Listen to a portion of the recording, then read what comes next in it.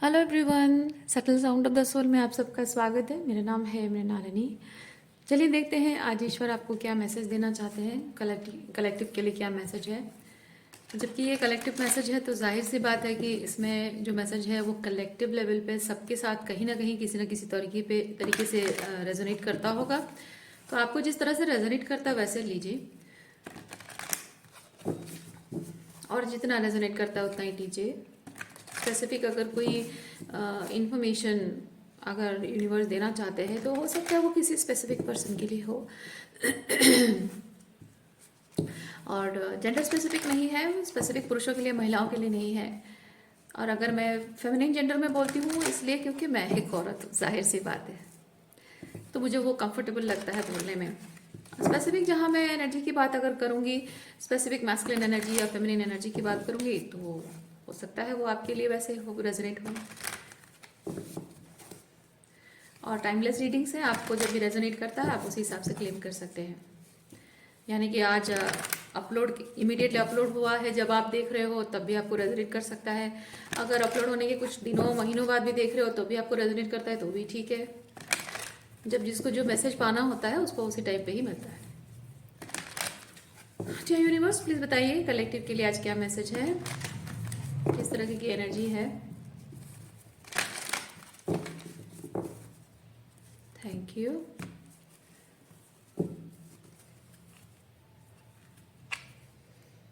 Pure intention. The fairy of manifestation will help you to use your wishes wisely. Okay, manifest your heart's desire with pure intention and for the highest good of all. Okay, pure intention और क्या है? Wisdom. Have you ever been told that you are wise beyond your years? Oh, okay, years मतलब as के हिसाब से। Now is the time to call upon your inner fairy wisdom to help you. Okay, inner wisdom. अब ये wisdom card अपने आप में ये चीज़ बहुत क्लियरली बता रहा है कि अपनी एज के हिसाब से आप बहुत ज़्यादा वाइज हो चुके हैं। जैसे लोग कहते हैं ना कि हमने ज़िंदगी में बहुत साल देखे हैं तो हम ज़्यादा समझदार हैं या फिर तुम ज़्यादा समझदार हो, पर ऐसा नहीं है। आपने हो सकता है कि ज़िंदगी में टीन एज में ही बहुत कुछ देखा हो, वो हो सकता है। या फिर हो सकता है कि आप 30-32 साल में आपने कुछ ऐसे एक्सपीरियंसेस किए हो, ऐसे ज्ञानोदय आपका हुआ हो जो कि बड़े बड़े आपके घर के बड़े बूढ़ों में भी 60-70-80 साल के लोगों में भी वो ज्ञान ना हो सकता है कि वही ज्ञान वो सिर्फ किताबों में पढ़कर उन्होंने सीखा और वो जानते हैं, मतलब सीखा भी नहीं, सिर्फ पढ़ा और पढ़कर वो बोलते हैं, लेकिन उसका सही इम्प्लीकेशन क्या होता है शायद उन्हें वो नहीं पता, वो आपको पता हो। ये उस तरह की एनर्जी बता रहा है। प्योर इंटेंशन को थोड़ा सा हम क्लैरिफाई करते हैं टैरो कार्ड से।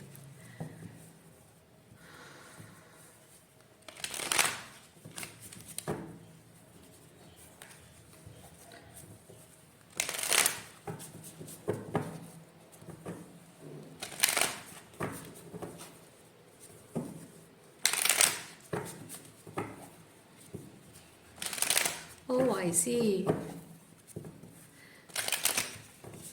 कभी कभी ऐसा होता है, कुछ लोग बड़े बड़े किताबें पढ़ते हैं, ग्रंथ पढ़ते हैं और पुराण पढ़ते हैं, या फिर कोई बहुत ही इंटेलेक्चुअल पर्सन की बातें सुनते हैं या उनकी किताबें पढ़ते हैं, और वो जो बहुत ही वाइज विजडम से भरी हुई जो बातें हैं ना, वो पढ़कर किसी और को एडवाइस देना और वो चीज़ें किसी को बताकर किसी को बताने सिखाने की कोशिश करना, या किसी को बताना सिखाना अच्छी बात है, लेकिन यहाँ मैं ये चीज़ प्योर इंटेंशन के साथ मैं फील कर रही हूँ।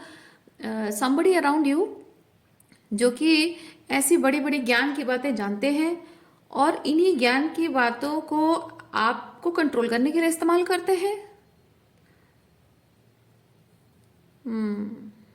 और वही ज्ञान की बातें आप भी जानते हो, जैसे मैंने कहा ना स्टार्टिंग में कि वही ज्ञान की बातें आप भी जानते हो, लेकिन वो लोग पढ़कर जानते हैं और या फिर सुनकर जानते हैं, और आप उसे एक्सपीरियंस कर चुके हो और वो सही मायने में वो ज्ञान की बातें कैसे इस्तेमाल होती है जीवन में, वो उस चीज़ आपको पता है, उन लोगों को नहीं पता है, तो वो लोग सिर्फ बड़ी बड़ी बातें करके आपको डोमिनेट कंट्रोल करने की कोशिश करते होंगे, आपको नीचा दिखाने की कोशिश करते होंगे कि आपको कुछ नहीं आता है, आपको गलत साबित करने की कोशिश करते होंगे। और आप एक्चुअली में उस ज्ञान का सही इस्तेमाल कर रहे हो। आई डोंट नो व्हाई मुझे ऐसा लग रहा है कि you are feeling that need to prove yourself, that you know better. वही सेम चीज़ को आप बेटर तरीके से जानते हो, प्रूव करने की एक शायद इच्छा आपके अंदर है। पता नहीं, ऐसी एनर्जी में फील कर रही हूँ। चलिए देखते हैं क्या है।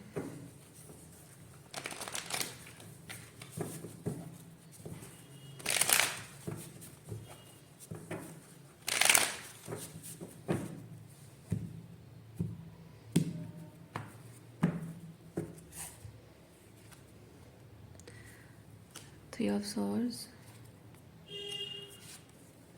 Wheel of Fortune, और क्या कार्ड्स हैं?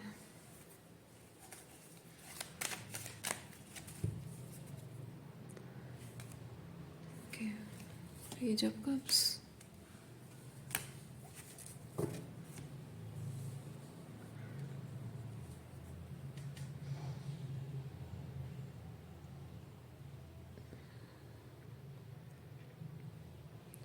पेज ऑफ कप्स के साथ आई फील लाइक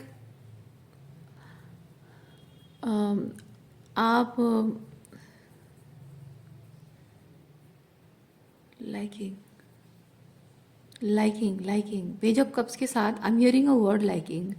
तो आप कैसे लोगों को पसंद करते थे इसलिए कह रही हूँ क्योंकि पास्ट में जो था वो अब बदल रहा है with the wheel of Fortune.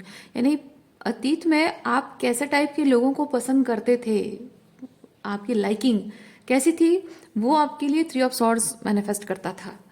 Heart break, third party situation, unavailable, emotionally unavailable person,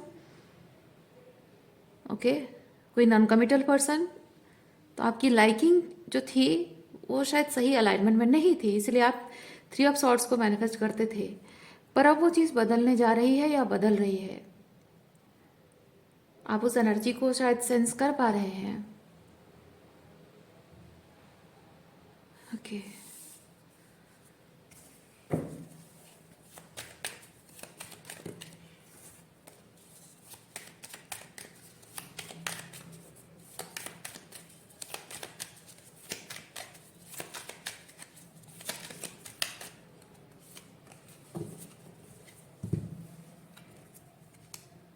हाँ, यस। देखिए यहाँ पे 3 ऑफ सॉर्ट्स का मतलब है कि आप किसी के साथ रिलेशनशिप में इंटरेस्टेड है, वो किसी और के साथ इंटरेस्टेड है, और आपके साथ सिर्फ गेम खेल रहा है, टाइम पास कर रहा है, वैसा है। लेकिन यहाँ पे 2 ऑफ वॉन्ड्स है। 2 ऑफ वॉन्ड्स का मतलब ये है कि मैं जैसा पर्सन चाहती हूँ, कोई मेरे जैसा, एग्जैक्टली मेरे जैसा पर्सन मुझे चाहता है। 2 ऑफ वॉन्ड्स वो बताता है I am looking for somebody and somebody exactly like that is looking for me. और शायद बहुत कुछ इमोशनली एक्सपीरियंस करने के बाद, बहुत सारी चॉइसेस लेने के बाद, बहुत सारे वैरायटी ऑफ लोगों से मिलने के बाद, और बहुत सारा टावर एक्सपीरियंस करने के बाद जाकर शायद आप इस चीज़ को समझ पाए हैं, और आप सही मायने में आपके लिए क्या सही है वो शायद आप जान पाए हैं। पेज ऑफ वॉन्ड्स,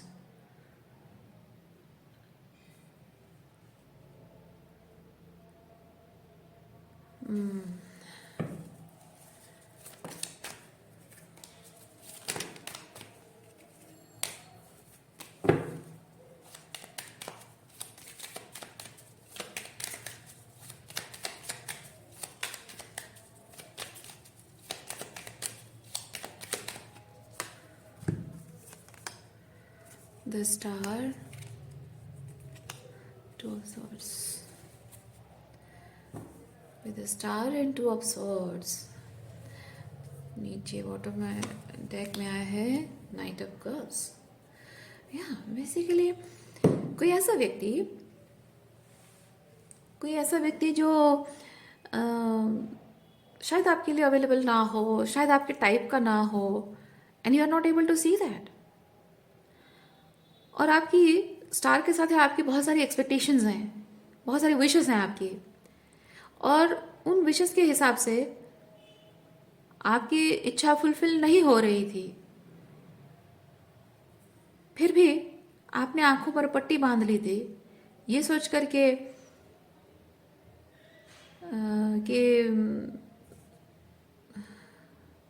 कहीं देर ना हो जाए, कहीं मैं, क्योंकि यहाँ पे नाइट ऑफ कप्स के साथ मैं चीज़ फील करती हूँ कि बहुत इजीली आप किसी के लिए अवेलेबल हो गए थे, या फिर हमेशा से आप सबके लिए ही, वैसे वो इजीली अवेलेबल होना मे बी वो आपके हर रिलेशनशिप में दिखता था। आपके इमीडिएट रिलेशनशिप्स हैं, आपके फ्रेंड्स हैं, रोमांटिक पार्टनर्स हों, आपके नेबर्स हों, वर्क प्लेस में कोलिग्स के साथ हों, लाइक इजीली ओपन अप हो जाना, ये नाइट ऑफ कप्स वो एनर्जी है, इजीली ओपन अप हो जाना। So it was not at all difficult for you to open up yourself in front of people. वो सिर्फ इसलिए क्योंकि शायद आप अकेले रहते थे, अकेला महसूस करते थे, और शायद आपको वो सही पर्सन विद द स्टार, वो सही पर्सन जिसके साथ आप कनेक्ट करना चाहते हो, वो पर्सन आपको चाहिए था। और बहुत ही शिद्दत के साथ आप चाहते थे कि कोई ऐसा पर्सन, कोई ऐसा दोस्त, कोई मिल जाए, दोस्त के फॉर्म में ही सही, कोई ऐसा मिल जाए जो जिसके साथ मैं वो दिल से कनेक्ट कर सकूं। But with the two of swords वैसे कोई एक भी इंसान आपकी जिंदगी में, आपके आसपास में नहीं था, और ना होने के बावजूद भी आप हर किसी में वो उम्मीद आपकी इतनी थी कि आपको लगता था कि शायद इसमें वो पर्सन हो, शायद उसमें वो पर्सन हो। मैं भी थोड़ा सा मेरे ओपन अप होने से, थोड़ा सा मुझे इमोशनल वॉलनरेबिलिटीज थोड़ा सा शो करूं, यानी कि थोड़ी सी अपने दिल के दरवाजे थोड़ा ज़्यादा खोल के रख दूं, ताकि कोई मेरे और करीब आ सके, इमोशनली जुड़ सके, तो मैं शायद वो पा सकूं जो मैं पाना चाहता हूँ या चाहती हूँ। बट बट हुआ ये है, night of swords and five of swords, you manifested toxic relationships. अपना दिल खुलकर लोगों के सामने रख देने की वजह से अपने आप को अब जैसे है पूरे ओपननेस के साथ खुद को लोगों के साथ सामने वैसे ही रखते हो इमोशनली, तो जाहिर सी बात है कि लोगों ने आपके साथ बुरा किया है। लोगों को मौका मिला है आपकी पूरी एनर्जी को चोरी कर लेना, आपके एनर्जी फील्ड में डिस्टर्बेंस, डिस्ट्रप्शन कहिए, या फिर बाउंड्रीज रेस्पेक्ट नहीं करना, ये सब चीज़ें हुई हैं। People may have taken you for granted, और may have used you, abused your feelings, और अब्यूज्ड योर प्रेजेंस, ये सब चीज़ें हुई हैं आपके साथ।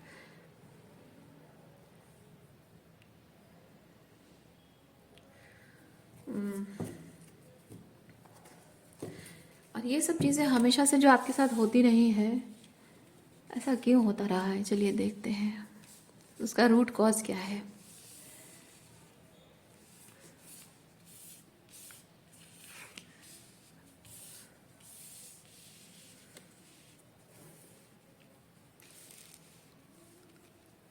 रूट कॉज क्या है देखते हैं।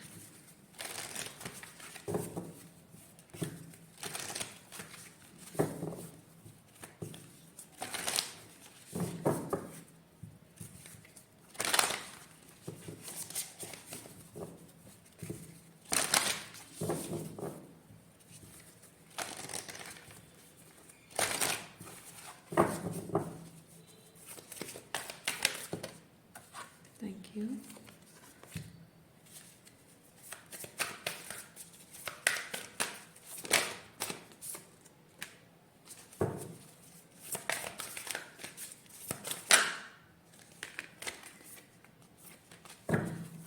इंसान जब छोटा होता है, छोटा बच्चा होता है और बड़ा हो जाता है, तो उसकी सोशल एनवायरनमेंट में उसकी एज का, और एज के साथ साथ उसके एक्सपीरियंसेस का बहुत प्रभाव पड़ता है कि नहीं? आप एक्सक्यूज मी, आप जब छोटे बच्चे थे तो आपको कैसे बच्चों से दोस्ती करना पसंद था, कैसे लोगों से बात करना पसंद था, वो चीज़ आप सोचते नहीं थे, है ना? आपको किसी की भी वाइब्रेशन अच्छी लगती थी तो आप उनके, क्योंकि छोटा बच्चा ऐसा होता है, लोगों की वाइब्रेशन पसंद आती है तो उनके पास जाता है, वाइब्रेशन नहीं अच्छी लगती तो नहीं जाता है उनके पास। तो वही चीज़ है। लेकिन जैसे जैसे इंसान बड़ा होता जाता है ना, उसकी कंडीशनिंग बढ़ती जाती है, और जैसे जैसे कंडीशनिंग बढ़ती जाती है, हम हमको ये सिखाया जाता है, कंडीशनिंग मतलब हमको सिखाया जाता है सोशल एनवायरनमेंट में, हम ये चीज़ अ, मानने को जबरदस्ती तैयार हो जाते हैं कि I am suppose to talk to this person, I am suppose to say yes to this person, I am not suppose to talk to this person.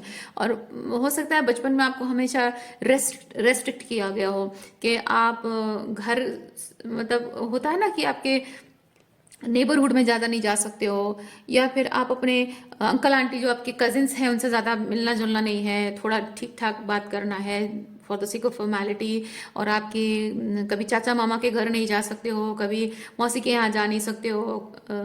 आपको जब भी उनसे मिलते हो तो आपको बस अपनी मम्मी के पल्लू से बंधे रहना है और बात करना है, या पापा के पास खड़े होना है और बात करना है। अकेले जाकर अपने फ्रेंड्स के साथ आप नहीं रह सकते हो, दोस्ती मतलब दोस्तों के साथ कहीं जा नहीं सकते हो। इवन अपने कजिन के साथ भी आप अकेले टाइम स्पेंड नहीं कर सकते हो। अपने अंकल आंटी के साथ भी बात करो तो भी आपको हमेशा कान में विस्परिंग करके बोला जाता है, ज़्यादा नहीं बोलना, ज़्यादा बात मत करना, ऐसे नहीं बोलना, वो नहीं बोलना, ये मत करना, वो मत करना, ऐसे मतलब हर चीज़ आपको शायद रेस्ट्रिक्ट किया गया है कि आपको किससे मिलना है, किससे नहीं मिलना है, किससे अगर मिलना है तो कितना मिलना है, कितना नहीं मिलना है।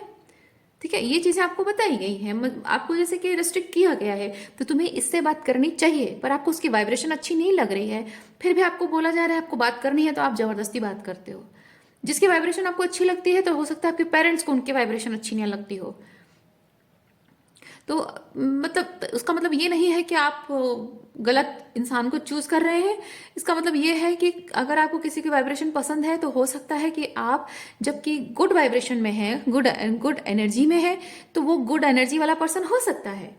लेकिन हो सकता है कि उस इंसान की एनर्जी में आपके पेरेंट्स को कुछ ट्रिगर होता हो। जैसे कि छोटा बच्चा मुंहफट होता है, सीधे मुंह पे बोल देता है। हो सकता है कोई ऐसा बच्चा हो जिसके माँ बाप ने उसको फ्री स्पिरिटेड होकर जो जो अच्छा लगे, जो जैसा लगता है वैसे बोलने के लिए उसे सिखाया है, जो जैसा अच्छा लगता है वैसा रहने के लिए उसको सिखाया है। और वो बच्चा अगर आपके पेरेंट्स के सामने आ जाता है और वो मुंहफट होकर कुछ भी बोल देता है, क्योंकि उसे तो उसके पेरेंट्स ने सिखाया है कि हाँ तुम्हें जो सही लगे वही बोलो, है ना। गलत गलत कंडीशन के सामने तुम्हें झुकने की जरूरत नहीं है, उसे सिखाया गया है, तो वो वही चीज़ करेगा। लेकिन आपके पेरेंट्स, फॉर एग्जाम्पल दे रही हूँ, आपके पेरेंट्स अगर वैसे नहीं है, तो जाहिर सी बात है कि वो बच्चे का एनर्जी उनको बिल्कुल पसंद नहीं आएगा।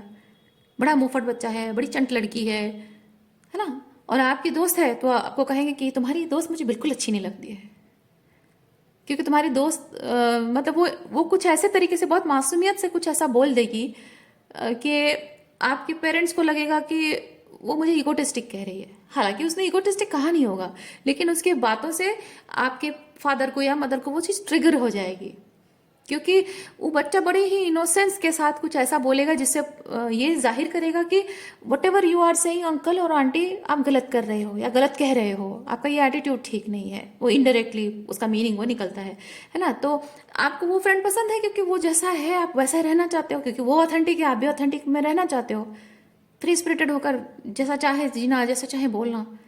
पर आपके पेरेंट्स ने आपको अगर कंस्टेंट किया है, तो जाहिर सी बात है उन्हें वो बच्चा पसंद नहीं आएगा। वैसे ही चीज़ है।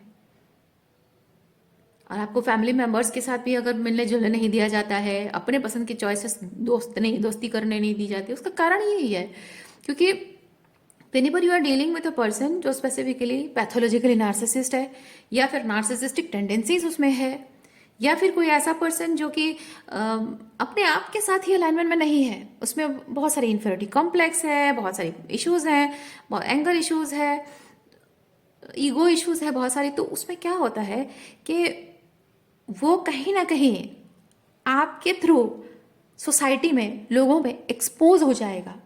इसी बात से एक फादर या मदर, उनको डर लगता है कि हम अपने बच्चों को दूसरे के सामने एक्सपोज मतलब क्या बोलते हैं, ओपन अप नहीं होने देंगे। तो ये जो टेंडेंसी रही है, अगर ऐसा कंस्ट्रेंट्स, ऐसा रेस्ट्रिक्शंस रहा है, मैं ये कार्ड्स देखकर ही बता रही हूँ, मैं एग्जांपल दे रही हूँ। ये कार्ड्स में जो मैसेज आ रहा है मैं वही चीज़ बता रही हूँ। तो एक एग्जांपल के थ्रू बताऊं ताकि आपको समझ में आए वो चीज़। तो ये अगर ऐसा कुछ हुआ है, ऐसे कंस्ट्रेंट्स हुए हैं आपको, आप जैसा चाहे वैसा नहीं रह पा रहे हैं, यहाँ पे ये लाइफ पर्पस कार्ड है, you are already doing it. ये लाइफ पर्पस कार्ड है, आप ट्रूली जैसे हैं वैसा आप बचपन से हमेशा वैसे ही थे। आप जैसा अभी बनने के बारे में सोच रहे हैं ना, आपको लगता है कि मेरा ऑथेंटिक सेल्फ ऐसा होना चाहिए वैसा होना चाहिए, पर मैं ऐसा हूं नहीं, नहीं। आप जो सोच रहे हैं ना कि आपको होना चाहिए, you are already doing it, क्योंकि आप बचपन से हमेशा से वही ऑथेंटिक सेल्फ हैं। बट आपको कंडीशनिंग की गई है, आपको हमेशा कंडीशनिंग की गई है, रेस्ट्रिक्शन किया गया है, आपको आपको तोड़ मरोड़ कर मोल्ड किया गया है, सरेंडर करने पर आपको मजबूर किया गया है कि नहीं, हम जैसा चाहेंगे वैसा तुम्हें रहना पड़ेगा। पर अब ऐसा हो रहा है कि उन्होंने आपको जो कंडीशनिंग करने की कोशिश की है, वो चीज अब काम नहीं कर रही है, काम नहीं कर रही है, क्योंकि यहाँ पे ट्रांसफॉर्मेशन मुझे बताता है कि something is dying inside you. जो उन्होंने बनाया है, आपको जिस तरह से मोल्ड किया है, इट इज डाइंग। क्योंकि आप देख रहे हैं कि आप जो एक सोल कॉलिंग फील कर रहे हैं, आप एक जिस तरह से एक सर्टन तरीके से जिंदगी जीना पसंद करते हैं, उसके हिसाब से ये ओल्ड सेल्फ, ये जो आपको जैसे मोल्ड किया गया है, वो सूट नहीं कर रहा है। या जो मोल्ड किया गया है वैसा जीना चाहते हो, तो आपके वैल्यूज उसके साथ मैच नहीं कर रहे हैं। तो आप अपने अंतर्मन की बात सुनोगे या फिर आपके दिमाग की बात सुनोगे? तो दोनों में लड़ाई हो रही है। दिमाग कहता है कि उन्होंने मुझे ऐसे सिखाया करना है, I am suppose to do this. पर अंतर्मन कहता है कि नहीं, मुझे ऐसा करने का मन बिल्कुल नहीं है, मुझे एटसेट्रा एटसेट्रा करने का मन है, क्योंकि I like it, I want to be like this, I feel good about myself when I do this. आपका अंतर्मन कुछ और कहता है ना? तो दिल और दिमाग के बीच में ये लड़ाई चल रही है। तो ये बेसिकली वो चीज़ बता रहा है कि आप एक आप दिमागी तौर पे और इमोशन मतलब स्पिरिचुअल तौर पे जैसे कि एक पुश पुल महसूस कर रहे हैं। ओके, वो खींचातानी महसूस कर रहे हैं कि नहीं, मुझे इस डायरेक्शन में जाना है, दिमाग कह रहा है कि नहीं मुझे इधर जाना है, और आपके अंतर्मन कह रहा है कि नहीं इधर जाना है। वो पुश पुल महसूस हो रहा है, इसलिए वो आप समझ नहीं पा रहे हो। वो एक लड़ाई जैसे आपको लग रहा है कि आप अपने आप से लड़ रहे हो। आप अपने आप से नहीं लड़ रहे हो, आपको यूनिवर्स कह रहा है कि आप खुद से नहीं लड़ रहे हो। आप जो आपको बनाया गया है या बनाने की कोशिश की गई है, जो एक्सटर्नल फोर्सेस आपको मोल्ड करने की कोशिश कर रही है, उससे आपका हायर सेल्फ लड़ रहा है। आपका हायर सेल्फ आपको कह रहा है कि मत मानो, deny deny deny everything they want to force upon you. आपका हायर सेल्फ वो चीज आपको बता रहा है, ताकि आप फिर से उस ट्रू लाइट में वापस आ सके, आपके अपनी खुद की लाइट को आप देख सकें, उसमें वापस आ सके, अपनी ऑथेंटिक एनर्जी में वापस आ सके।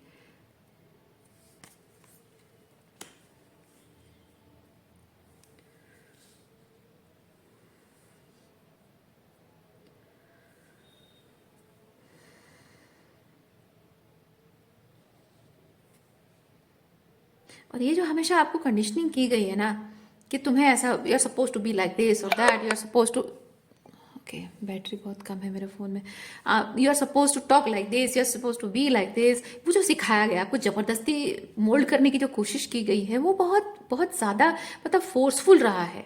वो पैसिव एग्रेसिव नहीं है, वो बहुत ही एक्टिव तरीके से किया गया है। Night of swords and five of swords बहुत ही एक्टिव तरीके से किया गया है, मतलब आपको करना ही होगा।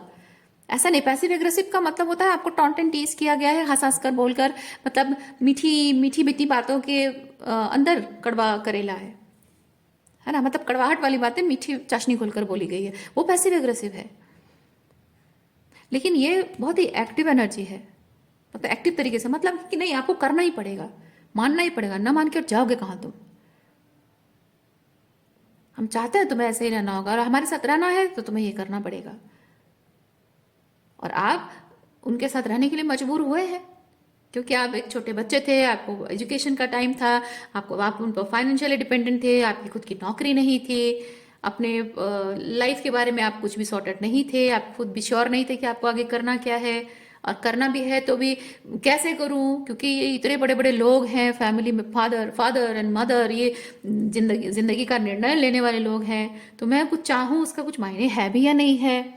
क्योंकि घर में कोई जब दादी होती है ना, दादी दादा होते हैं या नाना नानी होते हैं, या फिर घर के कोई और लाइक फादर के फ्रेंड हैं या मम्मी की फ्रेंड है, कोई कोई बाहर का अपार्ट फ्रॉम मम्मी और डैडी, अगर अगर वो बहुत ही स्पेसिफिकली फादर और मदर दोनों ही टॉक्सिक हैं, तो कोई और, even if your big brother और सिस्टर, है ना, इवन छोटा भाई या छोटी बहन भी है, कोई है जो कि बाहर का कोई है जो कह रहा है कि no, whatever they are doing is not for your highest good, they are forcing their desires upon you, कोई ये चीज़ कहे ना, तो वहां पे समझ में आता है कि नहीं, I am suppose to think about my own dreams, because I have the right to think about my own dreams, pursue my dreams, right.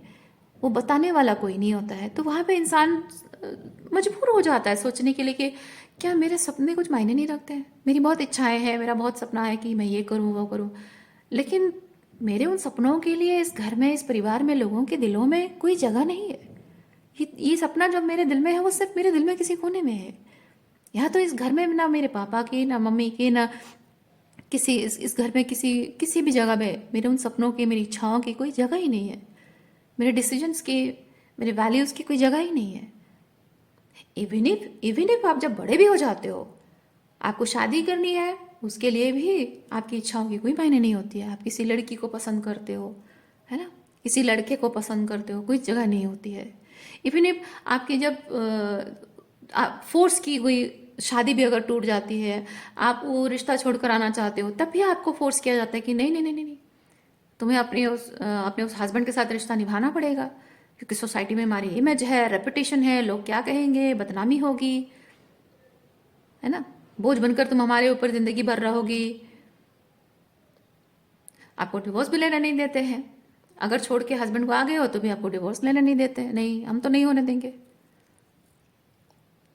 तो इस तरह के, मतलब एक चीज होता है कि आपको खुद खड़े होकर उसके खिलाफ बोलना पड़ता है, और आप जो चाहते हैं अपने उन सपनों के लिए, अपने उन इच्छाओं के लिए, अपने उन डिसीजंस के लिए, आपको खुद एक्शन लेना होता है, कोई नहीं करेगा। ये जैसी सिचुएशन है ना, यहाँ पे कोई आपके लिए कुछ नहीं करेगा, आपको खुद अपने लिए ही करना होगा। पर यहाँ पे वही चीज बार बार आपको जो हमेशा हमेशा फोर्स किया गया है ना, उसकी वजह से जो एक आदत बन गई है आपकी, तो उससे यही चीज रहा है कि आपको लगा है कि मैं थोड़ा सा अपने आप को जरूरत से ज्यादा ओवर एक्सटेंड करना, अपने आप को जरूरत से ज्यादा ओपन अप करना बहुत जरूरी है, ताकि ना लोगों को वो स्पेस में दूं जहां they will come to know me who I am, ताकि वो सेफ महसूस करें और ओपन अप हो। मैं एक एग्जांपल बताऊं, एक जो एनिमल स्पेसिफिकली, जैसे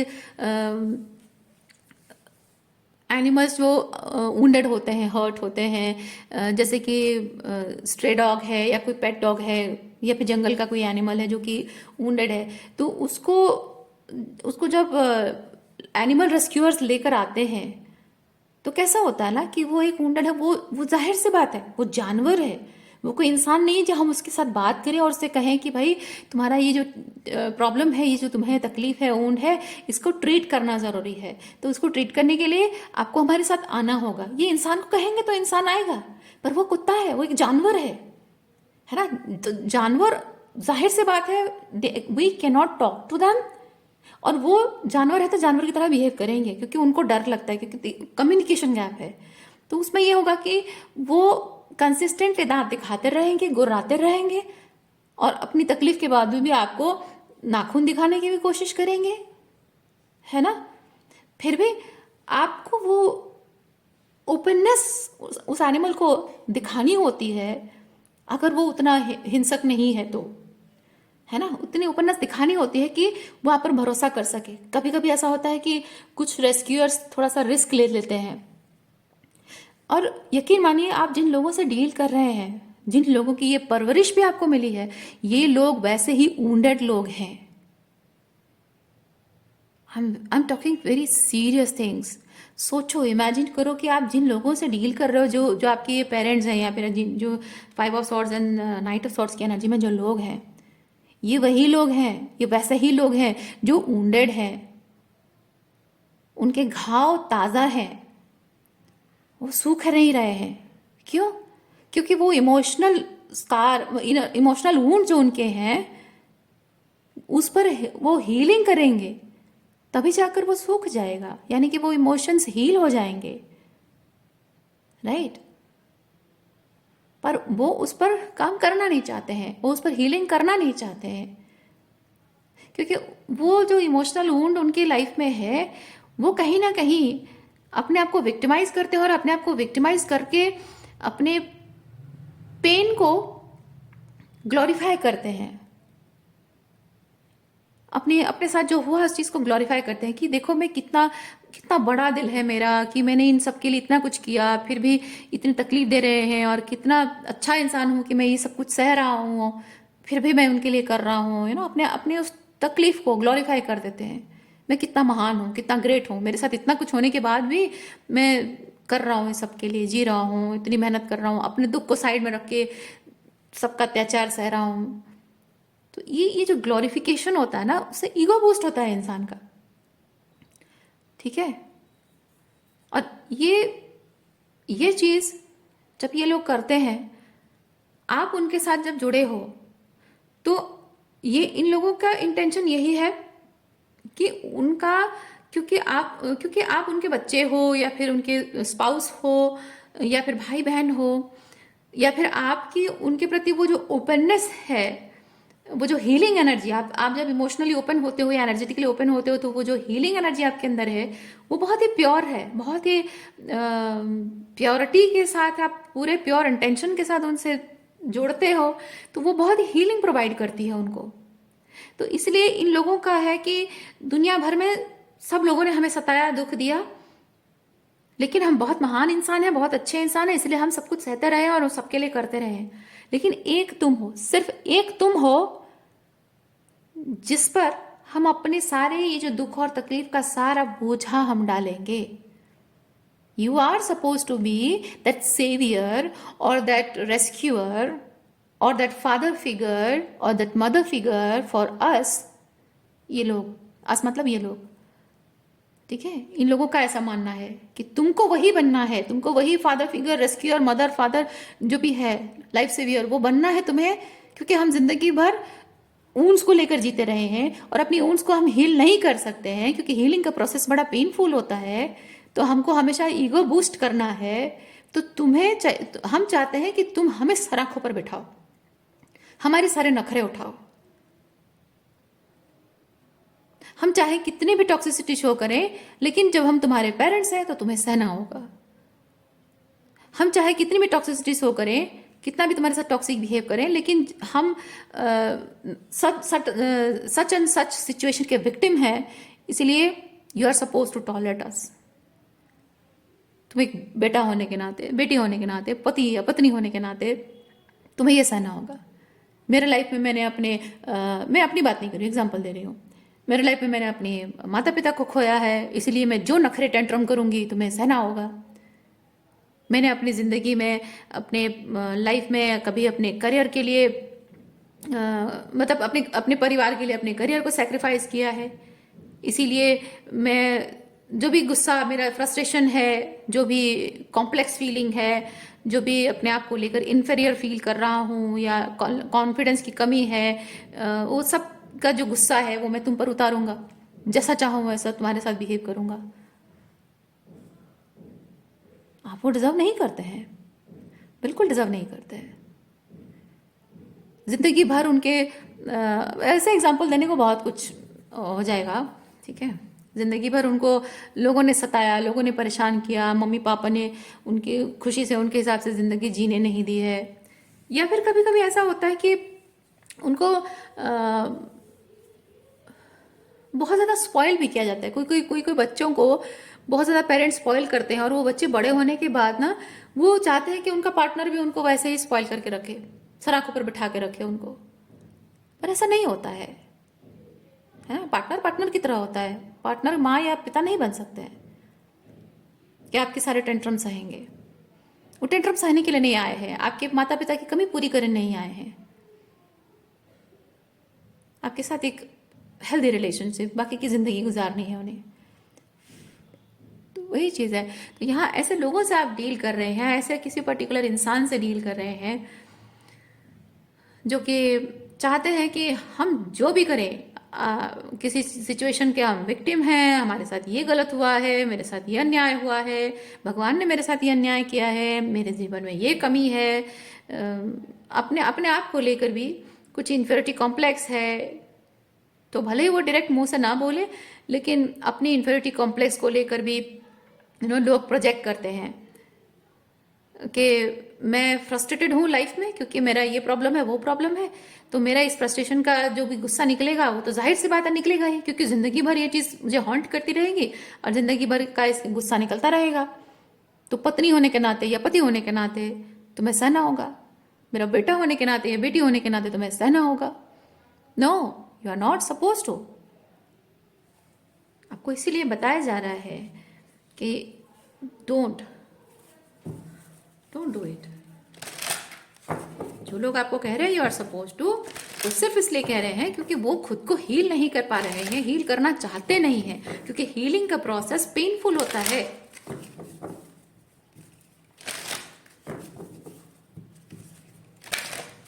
वो सिर्फ चाहते हैं कि उनका ईगो बूस्ट होता रहे, उनको हमेशा अच्छी अच्छी फीलिंग मिलती रहे, टेम्पररी ग्रेटिफिकेशन मिलता रहे, जिससे उनकी जिंदगी जैसे तैसे करके आसानी से चलती रहे, उन्हें अपने अंदर के शैडो में झांकने की जरूरत ना पड़े।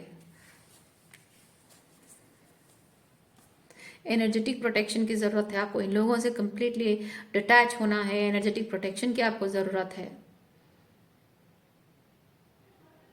अपने ड्रीम्स को फॉलो कीजिए, अपने पैशन को फॉलो कीजिए।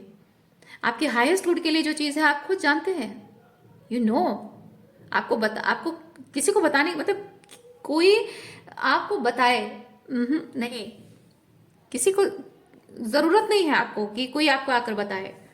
आप जानते हैं, आप ऑलरेडी जानते हैं कि आपको क्या पसंद है, क्या अच्छा लगता है, क्या नहीं अच्छा लगता है, आपके वैल्यूज क्या हैं, आपके लिए क्या सही है, यू नो बेटर। और आपको यूनिवर्स कह रहा है कि जस्ट फॉलो इट, आपका जो ट्रूथ है उसे फॉलो करिए आप। और आपके इस सच के साथ कोई अगर चलना चाहे तो ठीक, नहीं चलना चाहे तो ठीक। डिटैचमेंट के साथ देखिए, न्यू बिगिनिंग। आप हमेशा दूसरों के दुख और दर्द और तकलीफ का बोझा आप उठाते रहे हैं, लेकिन वो जो दुख और दर्द और तकलीफ की वजह से, मतलब कोई अपने लाइफ में दुख और तकलीफ से गुजरा है और बचपन से लेकर अब तक उनकी तकलीफ की वजह से उनका गुस्सा, उनका टेंट्रम आप सहते रहे हैं। क्या आप ये टेंट्रम सहने का जो बीड़ा है उठाकर आए थे? नहीं, आपने उन लोगों को मैनिफेस्ट किया है क्योंकि कुछ कैसे कार्मिक एंटेंगलमेंट्स हैं, बट कार्मिक एंटेंगलमेंट्स हैं और उसकी वजह से आपने उन्हें मैनिफेस्ट किया। इसका मतलब ये नहीं कि आप जिंदगी भर उनके दुखों का, तकलीफ का, उनका टेंट्रम का बोझा उठाते रहें। You have to release it. इस लाइफ टाइम में आपका कर्मा आपको सुधारना है, वही सेम चीज रिपीट नहीं करना है। आपको अगर कहा जाए कि आपका तो लिखा है कि आपके साथ ऐसा होगा वैसा होगा, you can change it, you can change it, क्योंकि आप जो एक टिपिकल बिहेवियरल पैटर्न लेकर आए हैं, वो बिहेवियरल पैटर्न के हिसाब से आप ऐसे खुद को ऐसे तरीके से आप हैं, एक कैरेक्टरिस्टिक ट्रेट, एक मोल्ड में आप सेट हैं, जो कि ये जो भी टॉक्सिसिटी आपके जीवन में हो रही है ना, इन सब चीज़ों को सहने के लिए आप जैसे कि एनवायरनमेंट क्रिएट हो रहा है, लाइक आप अपने आप को एक मोल्ड पे रख रहे हो, इसीलिए आपको ये सहना पड़ रहा है। उस मोल्ड से बाहर आओ, एक्सपैंड करो, ये आपको सहना नहीं पड़ेगा। मैं वो कहना चाह रही हूँ, ठीक है? इसलिए आपको बोला जा रहा है फ्लरिश करना बहुत ज़रूरी है। You are not suppose to, you don't deserve ये सब सहना, है ना? You don't deserve, you are not suppose to tolerate all this. आपको वो साइकिल ब्रेक करनी होगी, तोड़ना होगा।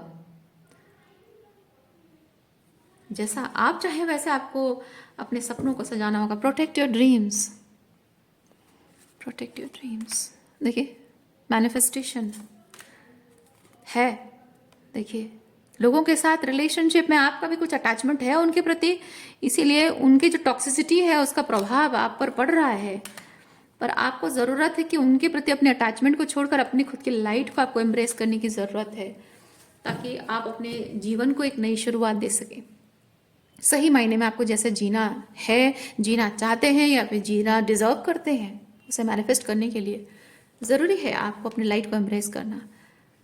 और सच बात तो ये है कि आप 3D लेवल पे, 3D लेवल पे, इमोशनल लेवल पे जो कोडिपेंडेंसी की वजह से और 3D लेवल के रिलेशनशिप के नाम पे जो अटैचमेंट है, वो कितने दिन के लिए है? जीवन भर के लिए है। ज़्यादा से ज़्यादा कितना होगा? जीवन भर के लिए होगा।